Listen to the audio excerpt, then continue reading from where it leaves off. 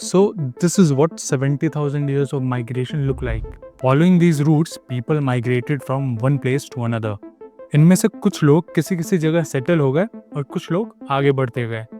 And this migration pattern has given rise to the current genetic landscape of the world. इस पूरे migration root में जो interesting चीज है वो ये जगह है, north east India.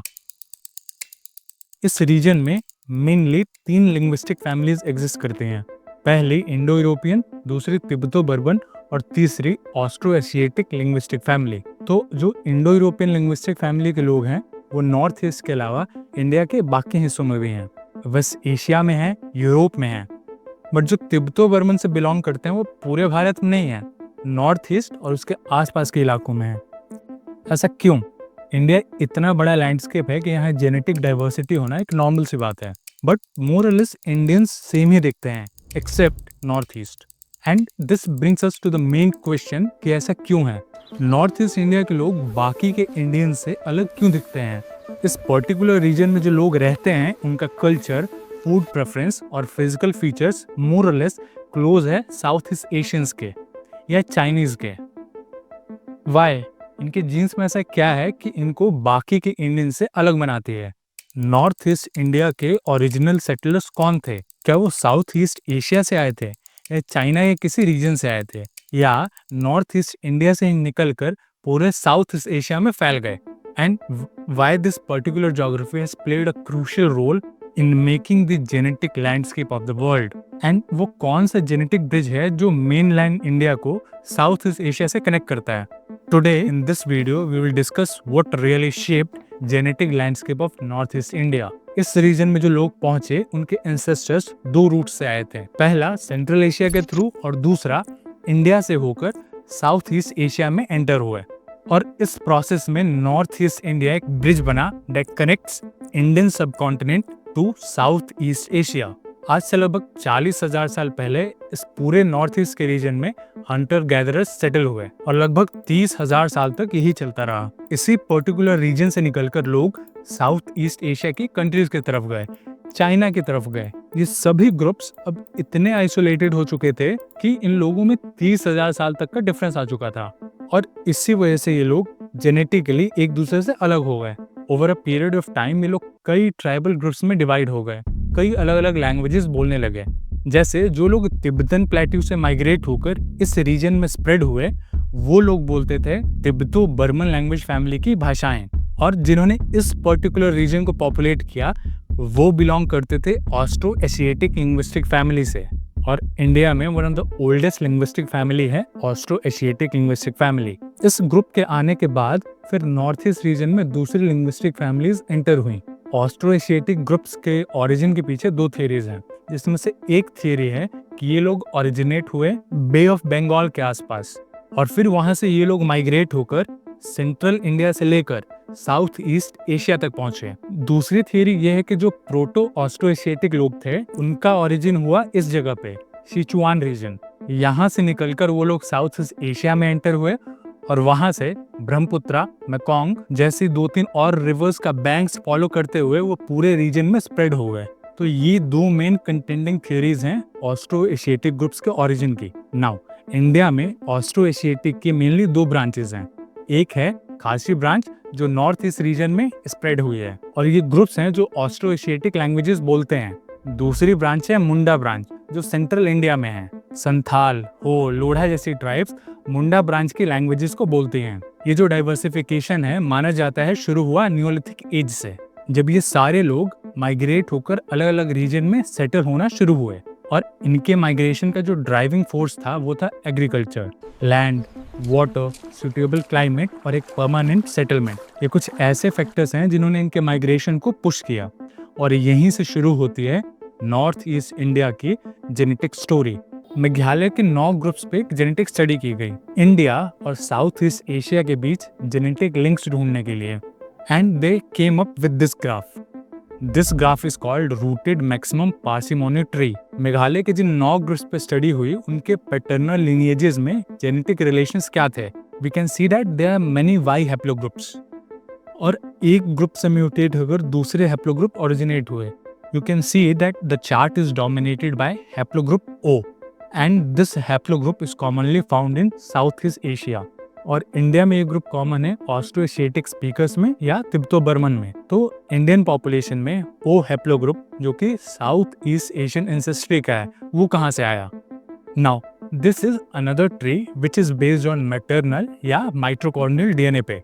Meghalayan population में 54,000 साल पुराना एम हैप्लोग्रुप है जो कि ओरिजिनेट हुआ है इंडिया में। वो हैप्लोग्रुप ओरिजिनेट हुआ था आज से लगभग 30 से 35 हजार साल पहले, और एम हैप्लोग्रुप ओरिजिनेट हुआ था आज से लगभग 54,000 ईयर्स बैक। और इन दोनों के मिक्सचर से नॉर्थ ईस्ट इंडिया का जेनेटिक लैंडस्केप बना है।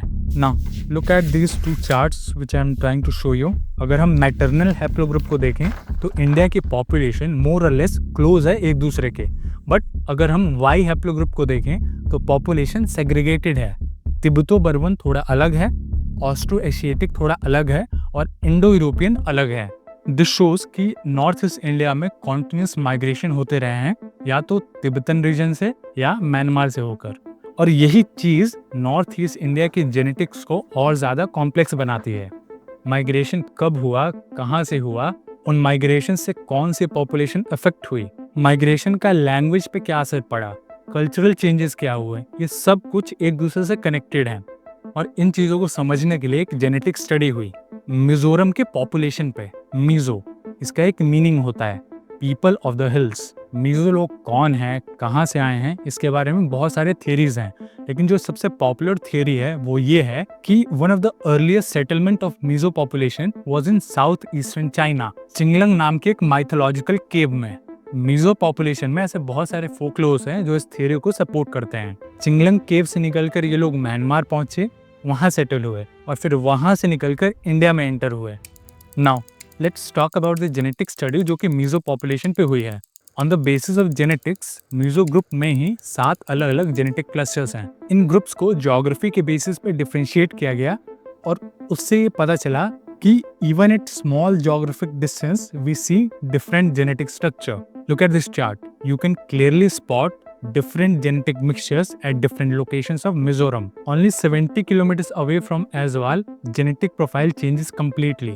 Blue profile shrinks and green profile takes over the genetic landscape. इस रिसर्च से ये पता चला कि जो नॉर्थ ईस्ट की पॉपुलेशन हिस्ट्री या जेनेटिक हिस्ट्री है वो सिर्फ लिंग्विस्टिक बेसिस पे डिवाइडेड नहीं है। The genetic landscape of north east is the result of interplay between language, geography and ethnicity. सिर्फ इतने छोटे से रीजन में मोर देन 220 लैंग्वेजेस बोली जाती हैं, 440 से ज़्यादा अलग अलग डायलेक्ट्स हैं, कई एथनिक ट्राइब्स हैं, उनके अलग अलग ट्रेडिशंस हैं, कल्चर हैं। बहुत सारे ऐसे ट्राइब्स हैं जिनकी सोसाइटी मैट्रिलिनियल है, बहुत सारे ऐसी ट्राइब्स भी हैं जिनकी सोसाइटी पैट्रिलिनियल है। ये चीज़ भी जेनेटिक्स को अफेक्ट करती है। ओके, तो जो हम लिंग्विस्टिक फैमिलीज डिस्कस कर रहे थे उसमें से हमने एक लिंग्विस्टिक फैमिली ऑस्ट्रो एशियाटिक को डिस्कस कर लिया है। तो अब बात करते हैं तिब्बतो बर्मन ग्रुप की। ये जो मिजो पॉपुलेशन है वो मेनली तिब्बतो बर्मन फैमिली से बिलोंग करती है। मिजो पॉपुलेशन पे रिसर्चर्स ने होमोजाइगोसिटी टेस्ट किया इनके मैरिज पैटर्न्स का पता लगाने के लिए। लगभग आज से 1600 साल से 2500 साल के बीच में मिजोरम में साउथ एशियन स्पेसिफिक और east Asian specific ancestry mix हुई, और आज का जो मिजोरम का जेनेटिक लैंडस्केप है वो इसी मिक्सिंग की वजह से है। इसलिए Mizo population genetically Austro Asiatic और तिब्बतो बर्मन के बीच में कहीं सिचुएटेड है, as you can see in this graph. So this proves कि आज से 2500 साल पहले ईस्ट एशियन स्पेसिफिक एंसेस्ट्री का कोई ग्रुप मिजोरम में आया था और यहाँ के पॉपुलेशन के साथ इंटरमिक्स हुआ। बट ये सिर्फ एक माइग्रेशन नहीं है जिसने नॉर्थ ईस्ट इंडिया के एंसेस्ट्री को अफेक्ट किया या इसमें जेनेटिक चेंजेस लाए।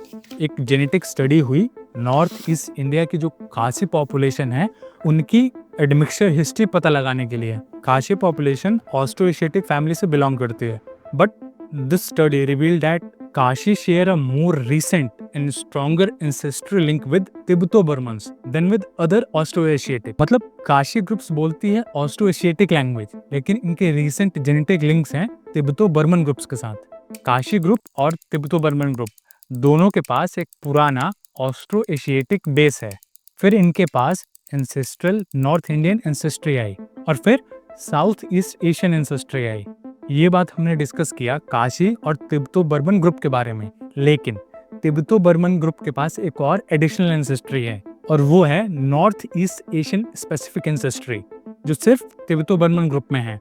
काशी ग्रुप में जो ईस्ट एशियन एंसेस्ट्री आई वो लगभग 13.9 जनरेशंस पहले आई, यानी मतलब आज से लगभग 400 साल पहले। और इस माइग्रेशन वेव ने ऑस्ट्रो एशियाटिक ग्रुप्स और तिब्बतो बर्मन ग्रुप्स दोनों को इफेक्ट किया। बट इसके बाद 250 साल पहले एक और वेव आई, north east Asian specific ancestry. North east India का जेनेटिक लैंडस्केप बहुत ज़्यादा कॉम्प्लेक्स है।